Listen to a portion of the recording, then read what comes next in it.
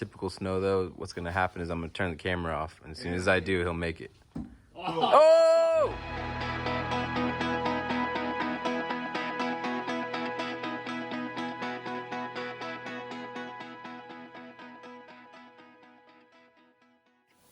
Yeah, well, yeah, my grandma used to say, it's a machine. If you use it, it's going to break. And speaking of broken, we are up here at Hotdog Kustoms, and luckily, this man is a master of his craft. We had a little mishap with the dock. Hood came up, and it cracked the hood, obviously damaged the paint, and we had a little bit of fender damage, but looking at this, can't tell anything was wrong. So hey, good job, man. Appreciate it. Thanks for taking care of us. You got it. And why did you have to fix this so quickly?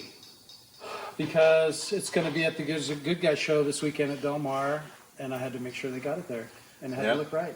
Hey, that's support right there. So I want to take a time to thank you, because to get the quality of work and the customer service and just making sure that we were taken care of, that's a big plus. So you know what, if you guys are looking for like a really cool paint job, this is your man right here. Right. All right, so we will see you guys at Del Mar.